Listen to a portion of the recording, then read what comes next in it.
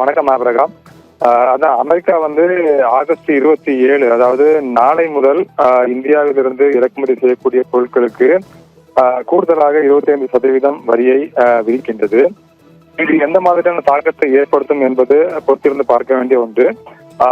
இந்த நிலையில்தான் இந்த நடவடிக்கை ரஷ்யாவில் இருந்து மறைமுகமாக எண்ணெய் இறக்குமதி செய்யக்கூடிய நாடுகளை இலக்காக கொண்ட ஜனாதிபதி டொனால்டு டிரம்பினுடைய நிர்வாக உத்தரவின் ஒரு பகுதியாக இது பார்க்கப்படுகின்றது.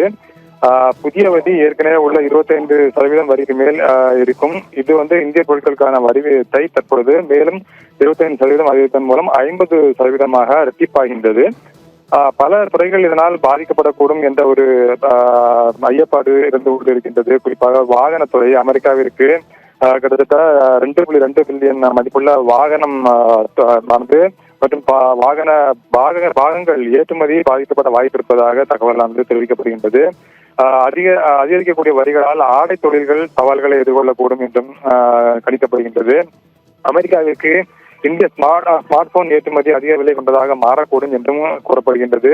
அது மட்டுமல்லாமல் இந்தியாவின் மருந்து ஏற்றுமதியில் 40% அமெரிக்காவிற்கு செல்வதால் இந்த துறையும் பாதிக்கப்படலாம். இது மருந்து விலைகளை அதிகரிக்க செய்யக்கூடிய வாய்ப்பு இருப்பதாகவும் பார்க்கப்படுகின்றது. இந்தியாவிலிருந்து அமெரிக்காவிற்கு கடல் உணவு ஏற்றுமதியும் ஏற்றுமதி என்ற கட்டணங்களும் அதிகரிக்க செலவுகளை எதிர்கொள்ளக்கூடிய வாய்ப்பு இருப்பதாகவும் கூறப்படுகின்றது. இந்த அதிகரிக்கப்பட்ட வரிகள் மூலமாக அமெரிக்க சந்தையில் இந்திய பொருட்களுடைய விலையை மேலும் அதிகரிக்கக்கூடும் என்று ஒரு ஐயப்பாடு இருக்கின்றது. நாம் பார்த்தது போல இது இந்தியாவுடைய பொருளாதாரத்தை பாதிக்கக்கூடும் என்று நிபுணர்கள் கருதுகின்றார்கள். இந்த நடவடிக்கையை தான் அமெரிக்காவுடைய இந்த வரி விதிப்பு நடவடிக்கையை இந்தியா தொடர்ந்து விமர்சித்து வருகின்றது. இந்த வரிகளானது நியாயமற்றது என்ற ஒரு கருத்தானது நிலவிக் கொண்டிருக்கின்றது. இருப்பினும் இந்தியா தன்னுடைய தேச நலனை பாதுகாக்க தேவையான நடவடிக்கைகளை எடுப்பதாகவும் கூறி வருகின்றது.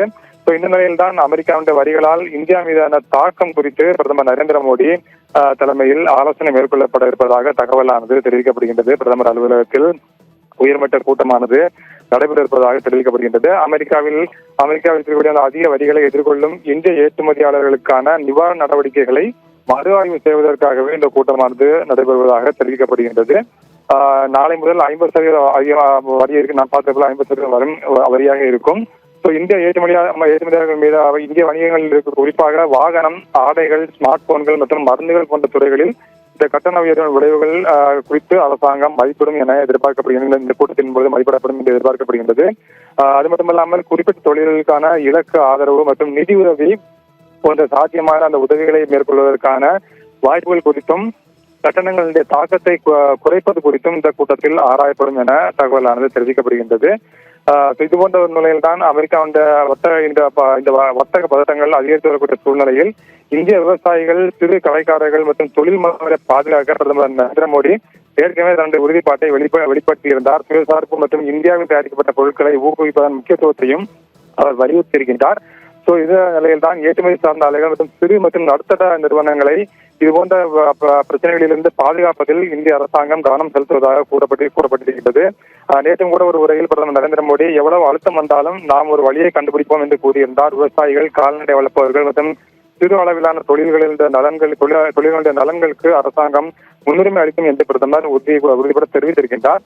பிரதமர் இந்த செய்தியானது இந்தியாவின் பொருளாதார பலன்களை பாதுகாப்பதற்கான குடிமக்களை பாதுகாப்பதற்கான ஒரு உறுதியை வெளிப்படுத்துவதாக பார்க்கப்படுகின்றது.